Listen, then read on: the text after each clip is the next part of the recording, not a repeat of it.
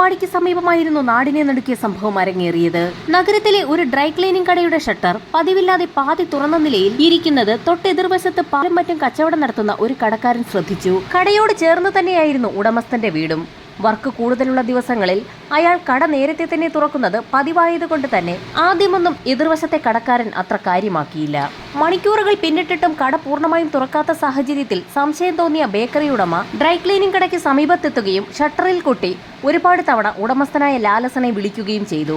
എത്ര വിളിച്ചു നോക്കിയിട്ടും അകത്തുനിന്നും മറുപടിയൊന്നും ലഭിക്കാത്ത സാഹചര്യത്തിൽ ബേക്കറി ഉടമ ഷട്ടർ മുകളിലേക്ക് ഉയർത്തി. പൊടുന്നനെയായിരുന്നു ഞെട്ടിക്കുന്ന ഒരു കാഴ്ച കണ്ടുകൊണ്ട് അയാൾ പിന്നിലേക്ക് മാറിയത്. കടയ്ക്കുള്ളിൽ ഡ്രൈ ക്ലീനിങ്ങിനായി കൊണ്ടുവന്ന ഡ്രസ്സുകൾ മുഴുവനും രക്തത്തിൽ കുളിച്ചു കിടക്കുന്നു. തുണിക്ക് സമീപത്തായി രക്തത്തിൽ കുളിച്ച് എന്തോ ഒന്ന് കിടക്കുന്നു. ഭയന്നുപോയ കടക്കാരൻ ഉടൻ തന്നെ പുറത്തേക്കിറങ്ങുകയും സമീപവാസികളെയൊക്കെ വിവരമറിയിക്കുകയും ചെയ്തു.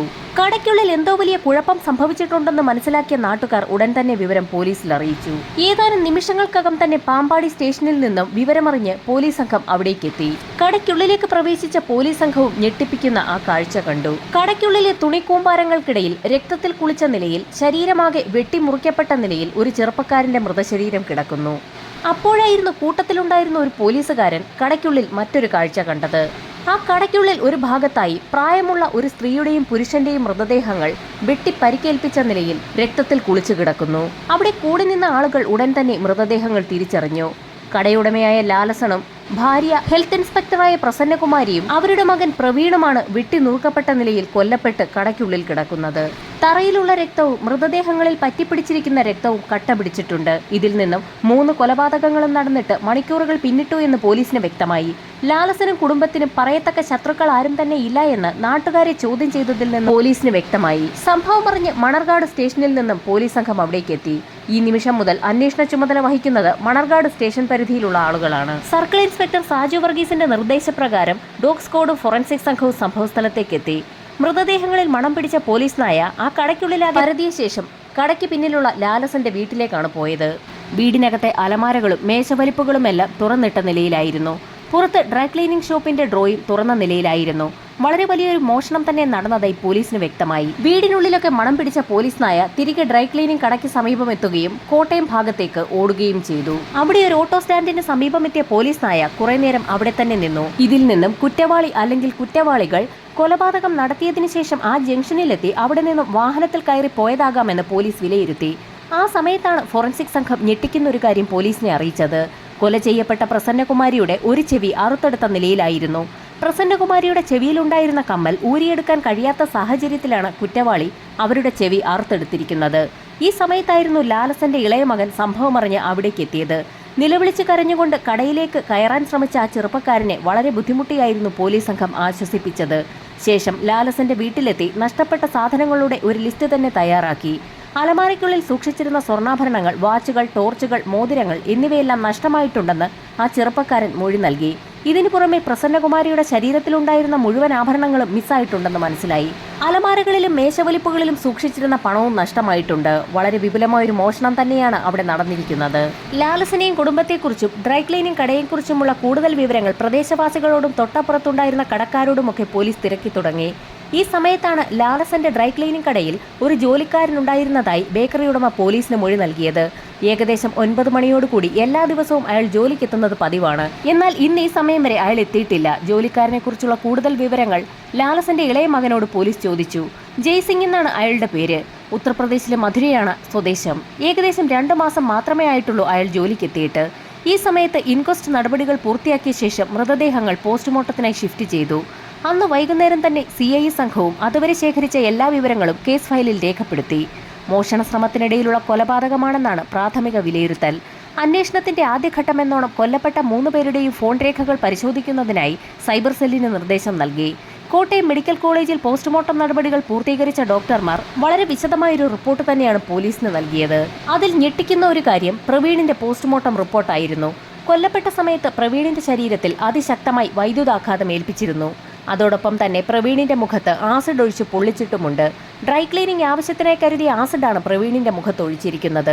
അതിനുശേഷമാണ് അയാളെ വെട്ടിക്കൊലപ്പെടുത്തിയിരിക്കുന്നത്. രാത്രി ഏകദേശം 11:30-ക്കും 12:30-ക്കും ഇടയിലാണ് 3 കൊലപാതകങ്ങളും നടന്നിരിക്കുന്നത്. ഈ സമയത്താണ് സൈബർ സെല്ലിൽ നിന്നും പോലീസ് സ്റ്റേഷനിലേക്ക് ഒരു ഫോൺ കോൾ എത്തുന്നത്.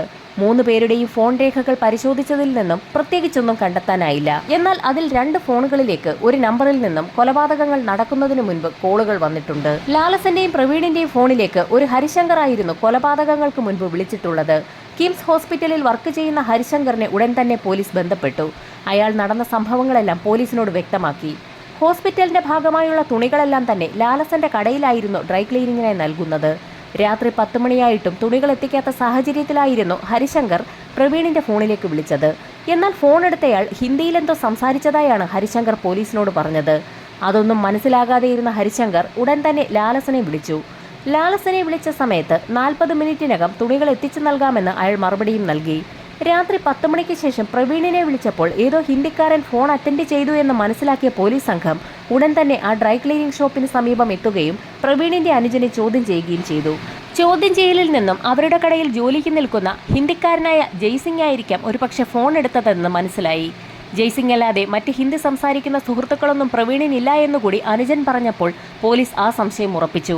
അതുമാത്രവുമല്ല, കൊലപാതകം നടന്ന് സമയം ഇത്രയായിട്ടും ജയ്സിംഗ് ഇതുവരെ കടയിലേക്ക് എത്തിയിട്ടുമില്ല. പോലീസ് സംഘം പ്രവീണിന്റെ ഫോണിനായി ആ വീടിനുള്ളിലും കടയിലുമൊക്കെ വിശദമായൊരു തിരച്ചിൽ തന്നെ നടത്തി. അവിടെയെങ്ങും ഫോൺ കാണാത്ത സാഹചര്യത്തിൽ സൈബർ സെല്ലിൽ വിളിച്ച് ഫോണിന്റെ നിലവിലെ ലൊക്കേഷൻ ഡീറ്റെയിൽസ് എടുക്കാൻ ആവശ്യപ്പെട്ടു.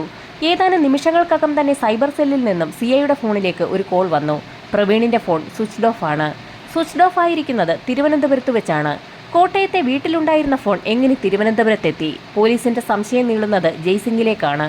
ലാലസനെയും കുടുംബത്തെയും കൊലപ്പെടുത്തിയ ശേഷം സ്വർണവും പണവുമായി ജോലിക്കാരനായ ജയ്സിംഗ് കടന്നതാകാമെന്ന് പോലീസ് സംശയിച്ചു. എങ്കിൽ പോലും അത്യാവശ്യം ആരോഗ്യവും വലിപ്പവുമൊക്കെയുള്ള 3 പേരെ ഒരുമിച്ച് ജയ്സിംഗിനെ പോലൊരാൾക്ക് കൊലപ്പെടുത്താൻ കഴിയുമോ എന്നതായിരുന്നു നാട്ടുകാരുടെ സംശയം. ഒരു കരച്ചിലോ നിലവിളി ശബ്ദമോ ഒന്നും ആ നാട്ടുകാർ കേട്ടിട്ടില്ല. ഒരു പക്ഷേ കൊലപാതകത്തിന് പിന്നിൽ നിരവധി പേരുണ്ടാകുമെന്ന് പോലും പോലീസ് കരുതി. ഈ ചർച്ചകൾ നീളുന്ന സമയത്ത് ഡിവൈഎസ്പി സംഘവും സ്ഥലത്തെത്തി. ജയ്സിംഗാണ് കൊല നടത്തിയതെങ്കിൽ കൃത്യം നടത്തിയ ശേഷം അയാൾ തിരുവനന്തപുരത്തേക്ക് എന്തിനാണ് പോയത്? കോട്ടയത്ത് നിന്നും എറണാകുളത്തേക്ക് പോകുന്നതിന് പകരം എന്തുകൊണ്ടായിരിക്കാം അവൻ തിരുവനന്തപുരത്തേക്ക് പോയതെന്നുള്ള ചോദ്യമായിരുന്നു പോലീസിന്റെ ഇടയിൽ സംശയമുണ്ടാക്കിയത്. എന്നിരുന്നാലും ഡിവൈഎസ്പിയുടെ നേതൃത്വത്തിൽ തന്നെ CIA സംഘവും ജയ്സിംഗിനെ പിടികൂടുന്നതിനായി ഉത്തർപ്രദേശിലേക്ക് തിരിച്ചു. ഉത്തർപ്രദേശിലെത്തിയ പോലീസ് സംഘം നേരെ മധുര സ്റ്റേഷനിലെത്തി SP കണ്ടു.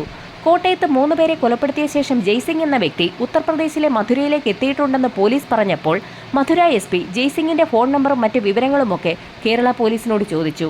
ഡ്രൈ ക്ലീനിംഗ് ഷോപ്പിൽ നടത്തിയ പരിശോധനയിൽ നിന്നും ജയ്സിംഗിന്റെ ID കാർഡും മൊബൈൽ നമ്പറുമൊക്കെ പോലീസിന് ലഭിച്ചിരുന്നു. ആ ഡീറ്റെയിൽസ് എല്ലാം മധുര പോലീസിന് കൈമാറി. മൊബൈൽ ഫോൺ കേന്ദ്രീകരിച്ചുള്ള അന്വേഷണത്തിൽ ആ മൊബൈൽ ഫോൺ കോട്ടയത്ത് നിന്ന് തന്നെ സ്വിച്ച്ഡ് ഓഫ് ആണെന്ന് മനസ്സിലായി. ഇതോടൊപ്പം തന്നെ മധുര SP അവിടുത്തെ പോലീസ് സംഘത്തിന് മറ്റൊരു നിർദ്ദേശം നൽകി. ജയ്സിംഗിന്റെ സിം കാർഡ് കേന്ദ്രീകരിച്ച് ഒരന്വേഷണം നടത്തുക. അതിൽ നിന്നും ജയ്സിംഗിന്റെ അഡ്രസ് കണ്ടുപിടിക്കുക. അന്വേഷണത്തിൽ മൊബൈൽ നമ്പറും ID കാർഡും എന്തിന് ആ പേര് പോലും ഫേക്ക് ആണെന്ന് കണ്ടെത്തി. ശരിക്കും അപരിചിതനായ ഒരു വ്യക്തി ജയ്സിംഗ് എന്ന പേരിൽ ഒരു കള്ള ID കാർഡ് ഉണ്ടാക്കി കോട്ടയത്ത് ഡ്രൈ ക്ലീനിംഗ് കടയിൽ 2 മാസത്തോളം ജോലി ചെയ്യുകയായിരുന്നു. ID കാർഡുകൾ വാങ്ങിവെച്ച ശേഷമായിരുന്നു സാധാരണയായി അന്യസംസ്ഥാന തൊഴിലാളികൾക്ക് ജോലി കൊടുക്കുക. ലാലസനം അത് തന്നെയാണ് ചെയ്തത്. പക്ഷേ അത് തീർത്തും വ്യാജമാണെന്ന് ഇപ്പോഴാണ് തെളിയുന്നത്. ജയ്സിംഗിനെ തേടി ഉത്തർപ്രദേശിലെത്തിയ കേരള പോലീസ് ആകെ വലഞ്ഞു. ഈ സമയത്താണ് തിരുവനന്തപുരം സൈബർ സെല്ലിൽ നിന്നും CI സാജു വർഗീസിന്റെ ഫോണിലേക്ക് ഒരു കോൾ എത്തുന്നത്. പ്രവീണിന്റെ മൊബൈൽ ഉത്തർപ്രദേശിലെ ഫിറോസാബാദ് ജില്ലയിൽ ആക്റ്റീവായിരിക്കുന്നു. അതോടൊപ്പം തന്നെ മറ്റൊരു വിവരം കൂടി ലഭിച്ചു. ജയ്സിംഗ് കോട്ടയത്തായിരുന്ന സമയത്ത് സ്ഥിരമായി ബന്ധപ്പെട്ടുകൊണ്ടിരുന്ന നമ്പറുകളുടെ ഒരു ലിസ്റ്റും തിരുവനന്തപുരം സൈബർ സെല്ല് എടുത്തു കഴിഞ്ഞു. ജയ്സിംഗ് കോട്ടയത്ത് നിന്നും ബന്ധപ്പെട്ടിരിക്കുന്ന ആ നമ്പറുകളെല്ലാം തന്നെ ഫിറോസാബാദ് ജില്ലയുടെ ടവർ ലൊക്കേഷനിൽ വരുന്നവയാണ്. തീർത്തും ആശ്വാസകരമായൊരു വാർത്തയാണ് CIക്ക് സംഘത്തിന് ലഭിച്ചത്. മണിക്കൂറുകളായി സ്വിച്ച്ഡ് ഓഫ് ആയിരുന്ന പ്രവീണിന്റെ ഫോണിലേക്ക് ഇപ്പോൾ കോൾ പോയിരിക്കുകയാണ്. മധുര SP സഹായത്തോടു കൂടി തന്നെ ഫിറോസാബാദ് പോലീസ് സ്റ്റേഷനുമായി ബന്ധപ്പെട്ട് കേരള പോലീസ് സംഘം ഫിറോസാബാദിലേക്ക് പുറപ്പെട്ടു. ഫിറോസാബാദ് SP നേതൃത്വത്തിൽ അവിടുത്തെ സൈബർ സെല്ലിൽ ആ നമ്പറുകളുടെ എല്ലാം ടവർ ലൊക്കേഷൻ എടുത്തു. ജയ്സിംഗിന്റെ സുഹൃത്തുക്കളുടെ നമ്പറുകളുടെ ഒരു ലിസ്റ്റ് തന്നെയാണ് ഇപ്പോൾ പോലീസിന്റെ കയ്യിലുള്ളത്. എന്നാൽ ആ നമ്പറുകളിലേക്ക് ഏതെങ്കിലും കാരണവശാൽ പോലീസ് ബന്ധപ്പെട്ടു എന്നറിഞ്ഞാൽ ജയ്സിംഗ് അവിടെ നിന്നും മുങ്ങാൻ സാധ്യതയുണ്ട്. അതുകൊണ്ട് തന്നെ ഫോണിലൂടെ ബന്ധപ്പെടാതെ ആ നമ്പറുകളുടെയൊക്കെ ഉടമകളെ കണ്ടെത്തുകയാണ് തീരുമാനം. ഫിറോസാബാദിലുള്ള ഏതോ ഒരു സുഹൃത്തുമായി ബന്ധപ്പെടാൻ വേണ്ടി മാത്രമായിരുന്നു ജയ്സിംഗ് പ്രവീണിന്റെ മൊബൈൽ ഫോൺ ഓണാക്കിയത്. കോൾ വിളിച്ച ശേഷം തന്നെ അയാൾ അത് സ്വിച്ച് ഓഫ് ആക്കി. ജയ്സിംഗ് കോൺടാക്ട് ചെയ്ത സുഹൃത്തിന്റെ ലൊക്കേഷൻ അടക്കം മുഴുവൻ ഡീറ്റെയിൽസും ഫിറോസാബാദ് പോലീസിന് കൈമാറി. ഫിറോസാബാദ് SP സഹായത്തോടുകൂടി ജയ്സിംഗിന്റെ സുഹൃത്തിനെ കേരള പോലീസ് പിടികൂടുകയും ചെയ്തു. ആ സുഹൃത്തിന്റെ ഫോണിൽ അവരുടെ കൈവശമുണ്ടായിരുന്ന ജയ്സിംഗിന്റെ നമ്പർ ഡയൽ ചെയ്ത സമയത്ത് നരേന്ദ്രൻ എന്നൊരു പേരാണ് എഴുതി വന്നത്. ഇതിൽ നിന്നും ഒരു കാര്യം വ്യക്തമായി. നരേന്ദ്രൻ എന്ന വ്യക്തി ജയ്സിംഗ് എന്ന കള്ളപ്പേരിലായിരുന്നു കോട്ടയത്തെത്തി ഇത്രയും കാലം ജോലി ചെയ്തിരുന്നത്. ജയ്സിംഗ് എന്ന നരേന്ദ്രനെക്കുറിച്ച് കൂടുതൽ കാര്യങ്ങൾ സുഹൃത്തിൽ നിന്നും പോലീസ് മനസ്സിലാക്കി. 2 മാസങ്ങൾക്ക് മുൻപ് നരേന്ദ്രൻ കേരളത്തിലേക്ക് ജോലിക്ക് പോയതാണ്. കഴിഞ്ഞ ഏതാനും ദിവസങ്ങൾക്ക് മുൻപാണ് മടങ്ങിയെത്തിയത്. സുഹൃത്തിന്റെ സഹായത്തോടുകൂടി പോലീസ് സംഘം ഫിറോസാബാദിലെ ന്യൂ അംബേദ്കർ കോളനിയിലുള്ള നരേന്ദ്രൻ എന്ന ജയ്സിംഗിന്റെ വീട്ടിലേക്ക് എത്തി. അതൊരു ചേരി പ്രദേശമാണ്. പോലീസ് സംഘം നരേന്ദ്രന്റെ വീട് വളഞ്ഞ ശേഷം സുഹൃത്തിനോട് വാതിലിൽ മുട്ടി വിളിക്കാൻ ആവശ്യപ്പെട്ടു. സുഹൃത്തിന്റെ വിളി കേട്ട് വാതിൽ തുറന്നെത്തിയത് സാക്ഷാൽ നരേന്ദ്രൻ തന്നെയായിരുന്നു. ആ നിമിഷം തന്നെ പോലീസ് സംഘം അയാളെ കസ്റ്റഡിയിലെടുത്തു. മോഷ്ടാക്കളുടെയും കൊലപാതകങ്ങളുടെയും ഗുണ്ടകളുടെയും ഒക്കെ ഒരു കേന്ദ്രം തന്നെയായിരുന്നു new Ambedkar colony. Firozabad police സ്റ്റേഷനിലെ ഫോർമാലിറ്റികളെല്ലാം പൂർത്തിയാക്കിയ കേരള പോലീസ് നരേന്ദ്രനുമായി കോട്ടയത്തെത്തി. കോട്ടയം പോലീസ് ക്ലബ്ബിൽ വെച്ച് അയാളെ ചോദ്യം ചെയ്തപ്പോൾ വളരെ വിചിത്രമായൊരു കഥയാണ് നരേന്ദ്രൻ പോലീസിനോട് പറഞ്ഞത്. തന്നെ കോട്ടയത്തു നിന്നും ബലമായി ആരോ വാഹനത്തിൽ തട്ടിക്കൊണ്ടു പോയതാണെന്നായിരുന്നു അയാളുടെ ആദ്യത്തെ മൊഴി. എന്നാൽ അധിക നേരം പോലീസിന് മുൻപിൽ പിടിച്ചു നിൽക്കാൻ നരേന്ദ്രന് കഴിഞ്ഞില്ല. കാരണം അയാൾ കോട്ടയത്ത് നിന്നും ഓട്ടോറിക്ഷയിൽ പോകുന്നതും ബസ്സിൽ കയറുന്നതുമൊക്കെ CCTV ദൃശ്യങ്ങളിൽ പതിഞ്ഞിരുന്നു. ആ ദൃശ്യങ്ങളൊക്കെ പോലീസ് സംഘം നരേന്ദ്രനെ കാണിച്ചപ്പോൾ അവന്റെ കൂടെ ആരും ഉണ്ടായിരുന്നില്ല എന്നുള്ളതും വ്യക്തമായി. കള്ളങ്ങളൊന്നും വിലപ്പോകില്ല എന്ന് മനസ്സിലാക്കിയ നരേന്ദ്രൻ എല്ലാ സത്യങ്ങളും പോലീസിനോട് പറഞ്ഞു തുടങ്ങി. ഡ്രൈ ക്ലീനിംഗ് ഷോപ്പിൽ നേരത്തെ ഉണ്ടായിരുന്ന ജോലിക്കാരൻ പിരിഞ്ഞുപോയ സമയത്ത് ലാലസൻ പത്രത്തിൽ പരസ്യം നൽകി. പത്രപരസ്യം കണ്ടതിന്റെ അടിസ്ഥാനത്തിലാണ് നരേന്ദ്രൻ കോട്ടയത്തെ ലാലസന്റെ കടയിലേക്ക് എത്തുന്നത്. നരേന്ദ്രനെ പോലെയുള്ള ആളുകൾ ഫിറോസാബാദിലെ അംബേദ്കർ കോളനിയിൽ നിന്നും ജോലിക്കായി പുറത്തു പോകുമ്പോൾ അവരുടെ കൈവശം വ്യാജ ID കാർഡുകൾ ഉണ്ടാകും. അവിടെ നിന്ന് ജോലിക്കിറങ്ങുന്ന സംഘം ഇന്ത്യയുടെ വിവിധ ഭാഗങ്ങളിലെത്തി ജോലി ചെയ്യുകയും മോഷണം നടത്താൻ കിട്ടുന്ന അവസരങ്ങളിൽ അത് പാഴാക്കാതെ ഉപയോഗപ്പെടുത്തുകയും ചെയ്യും. പിടിക്കപ്പെടാതിരിക്കുന്നതിനായാണ് വ്യാജ ID കാർഡുകളും മൊബൈൽ നമ്പറുകളും ഇവർ സ്ഥിരമായി ഉപയോഗിക്കുന്നത്. ഓരോ സ്ഥലത്തും ഓരോ പേരും വ്യാജ ID കാർഡുകളുമാണ് ഇവർ ഉപയോഗിക്കുക. കോട്ടയത്ത് ജോലിക്കെത്തിയ നരേന്ദ്രൻ താൻ വിവാഹിതനാണെന്നും കുട്ടികളുണ്ടെന്നും വലിയൊരു കുടുംബത്തിന്റെ ഏക അത്താണി താനാണെന്നുമൊക്കെ പറഞ്ഞ് വിശ്വസിപ്പിച്ചായിരുന്നു ജോലിയിൽ പ്രവേശിച്ചത്. ജോലി ചെയ്യിപ്പിക്കുന്നതിൽ കർക്കശക്കാരനായിരുന്ന ലാലസൻ ജോലിയിൽ ഉഴപ്പുവരുത്തുന്ന നരേന്ദ്രനെ വഴക്ക് പറയുന്നത് പതിവായിരുന്നു. അങ്ങനെയിരിക്കെ ഒരു ദിവസം ലാലസന് ഒരു പണി കൊടുക്കണമെന്ന് തന്നെ നരേന്ദ്രൻ തീരുമാനിച്ചു.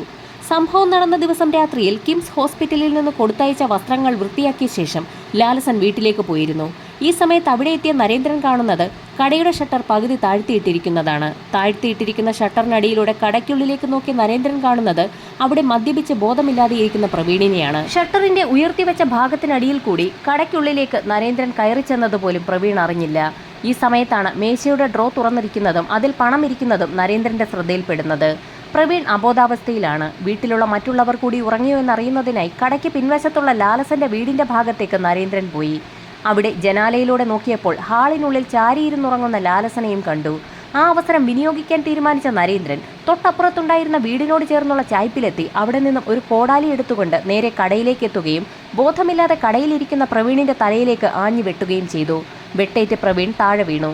വീണ്ടും അയാളുടെ ശരീരം വെട്ടിമുറിച്ചു. പ്രവീൺ മരിച്ചു കാണുമെന്ന് കരുതി പുറത്തിറങ്ങിയ നരേന്ദ്രൻ കൈയും കാലുമൊക്കെ കഴുകി വൃത്തിയാക്കിയ ശേഷം താഴെയുള്ള അവരുടെ വീട്ടിലേക്കെത്തുകയും പ്രസന്നകുമാരിയെ വിളിച്ചുണർത്തുകയും ചെയ്തു. കിംസ് ഹോസ്പിറ്റലിൽ നിന്നും കോൾ വന്നിട്ടുണ്ടെന്ന് പറഞ്ഞുകൊണ്ടായിരുന്നു പ്രസന്നകുമാരിയെ നരേന്ദ്രൻ കടയിലേക്ക് വിളിപ്പിച്ചത്. കടയ്ക്കുള്ളിലേക്ക് കയറിയ പ്രസന്നകുമാരിയെ പിന്നിൽ നിന്നും നരേന്ദ്രൻ കോടാലി കൊണ്ട് വെട്ടി വീഴ്ത്തി. വാ തുറന്നുറക്കെ കരയാൻ പോലും കഴിയും മുൻപ് തന്നെ പ്രസന്നകുമാരി അവിടെ വീണുപോയി. അവരുടെ മൃതദേഹം അവിടെ നിന്നും വലിച്ച് ഒരു മൂലയിലേക്ക് മാറ്റിയിട്ട ശേഷം കൈയും കാലുമൊക്കെ കഴുകി വൃത്തിയാക്കിയ നരേന്ദ്രൻ ലാലസന്റെ വീട്ടിലേക്കെത്തുകയും കിംസ് ഹോസ്പിറ്റലിലേക്ക് കൊണ്ടുപോകുന്നതിനായുള്ള തുണികൾ വൃത്തിയാക്കി പാക്ക് ചെയ്ത് വെച്ച വിവരം അറിയിക്കുകയും ചെയ്തു. ഇതിന് തൊട്ടു മുൻപായിരുന്നു കിംസ് ഹോസ്പിറ്റലിൽ നിന്നും ഹരിശങ്കർ എന്ന വ്യക്തി ഹോസ്പിറ്റലിൽ നിന്ന് നൽകിയ തുണിയുടെ വിവരം അന്വേഷിക്കാനായി വിളിച്ചത്. ഹോസ്പിറ്റലിലേക്ക് കൊണ്ടുപോകുന്നതിനുള്ള തുണികളൊക്കെ പാക്ക് ചെയ്ത് വെച്ചതായി നരേന്ദ്രൻ അറിയിച്ചതിനെ തുടർന്നായിരുന്നു ലാലസൻ കടയിലേക്ക് എത്തിയത്.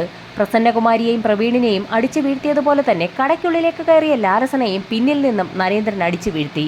ലാലസന്റെ മരണം ഉറപ്പിക്കുന്നതിനായി നരേന്ദ്രൻ അയാളുടെ ശരീരം മുഴുവൻ വെട്ടിനുറുക്കി.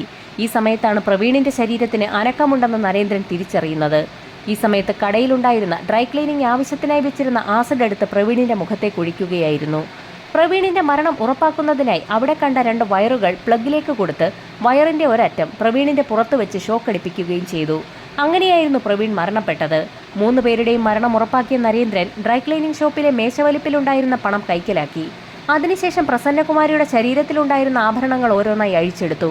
കൂട്ടത്തിൽ ഒരു കാതിലെ കമ്മൽ അഴിച്ചെടുക്കാൻ കഴിയാതെ വന്ന സാഹചര്യത്തിലായിരുന്നു നരേന്ദ്രൻ ഡ്രൈ ക്ലീനിങ് ഷോപ്പിനകത്തുണ്ടായിരുന്ന കത്തി ഉപയോഗിച്ച് പ്രസന്നകുമാരിയുടെ ചെവി മുറിച്ചെടുത്തത്. അവിടെ നിന്നും പുറത്തിറങ്ങിയ നരേന്ദ്രൻ പിന്നിലുള്ള ലാലസന്റെ വീട്ടിലെത്തുകയും മുറിക്കകത്തുണ്ടായിരുന്ന ഒരു ട്രോളി ബാഗ് കൈവശപ്പെടുത്തി അലമാരകൾ തുറന്ന് സ്വർണവും പണവുമെല്ലാം ആ ട്രോളി ബാഗിനുള്ളിലേക്ക് നിറയ്ക്കുകയും ചെയ്തത്. പോലീസിനെ തെറ്റിദ്ധരിപ്പിക്കുന്നതിനായി അലമാരിയിലുണ്ടായിരുന്ന ചില ഫയലുകൾ കൂടി നരേന്ദ്രൻ കൈവശപ്പെടുത്തി. അവിടെ നിന്നും പുറത്തിറങ്ങിയ നരേന്ദ്രൻ ഡ്രൈ ക്ലീനിംഗ് ഷോപ്പിനുള്ളിലേക്ക് കടന്നെത്തുകയും പ്രവീണിന്റെ പോക്കറ്റിലുണ്ടായിരുന്ന അയാളുടെ മൊബൈൽ ഫോൺ കൈവശപ്പെടുത്തിയ ശേഷം അവിടെ നിന്ന് കോട്ടയം ഭാഗത്തേക്ക് അതുവഴി വന്ന ഒരു ഓട്ടോയിൽ കയറി പോവുകയും ചെയ്തു. ഉത്തർപ്രദേശിലെ നരേന്ദ്രന്റെ വീട് സെർച്ച് ചെയ്ത പോലീസ് സംഘത്തിന് നരേന്ദ്രന്റെ വീട്ടിൽ നിന്ന് മോഷണം പോയ സ്വർണ്ണാഭരണങ്ങൾ അവിടെ നിന്ന് കണ്ടെത്താനായി. ഇതോടൊപ്പം തന്നെ പ്രസന്നകുമാരിയുടെ അറുത്തെടുക്കപ്പെട്ട നിലയിലുള്ള ഒരു ചെവി അവിടെ നിന്ന് കിട്ടി. 90 ദിവസത്തിനകം തന്നെ കേസ് പൂർത്തിയാക്കി കുറ്റപത്രം കോടതിയിൽ സമർപ്പിച്ചു. 51 തെളിവുകളായിരുന്നു പ്രോസിക്യൂഷൻ കോടതിയിൽ ഹാജരാക്കിയത്. അതിനു പുറമെ 72 സാക്ഷികളെ കൂടി കോടതിയിൽ ഹാജരാക്കി. ഈ കേസിൽ നരേന്ദ്രനെ കോട്ടയം സെഷൻസ് കോടതി വിധിച്ചത് വധശിക്ഷയായിരുന്നു. അങ്ങനെ ജയിലിലാക്കപ്പെട്ട നരേന്ദ്രൻ അവിടെ വെച്ച് കെൽട്ടൂൺ നടത്തിയ ഒരു കോഴ്സിൽ ഡിപ്ലോമയും നേടി. അതിനിടെ വധശിക്ഷയ്ക്കെതിരെ ഹൈക്കോടതിയിൽ അപ്പീലും നൽകി. അപ്പീൽ പരിഗണിച്ച ഹൈക്കോടതി ഞെട്ടിക്കുന്നൊരു വിധി പ്രഖ്യാപനമാണ് ഇപ്പോൾ നടത്തിയിരിക്കുന്നത്. ജയിലിലാക്കപ്പെട്ടിട്ടും നരേന്ദ്രന്റെ പഠിക്കാനുള്ള താല്പര്യവും ഡിപ്ലോമയും ഒക്കെ കണക്കിലെടുത്ത് നരേന്ദ്രന്റെ വധശിക്ഷ ഹൈക്കോടതി ജീവപര്യന്തമാക്കി കുറച്ചു. എന്നാൽ നരേന്ദ്രന്റെ ജീവപര്യന്തം വീണ്ടും വധശിക്ഷയാക്കണമെന്നാവശ്യപ്പെട്ടുകൊണ്ട് കേരള പോലീസ് ഇപ്പോൾ സുപ്രീം കോടതിയിൽ ഹർജി ഫയൽ ചെയ്തിരിക്കുകയാണ്. സുപ്രീം കോടതിയുടെ നിർണായക വിധി പ്രഖ്യാപനം ചുരുങ്ങിയ ദിവസങ്ങൾക്കുള്ളിൽ തന്നെ കേസ് തെളിയിച്ച കേരള പോലീസിനെ അനുകൂലിക്കുമോ അതോ നരേന്ദ്രനെ അനുകൂലിക്കുമോ എന്നുള്ളത് വരും ദിവസങ്ങളിൽ തന്നെ അറിയാൻ കഴിയും.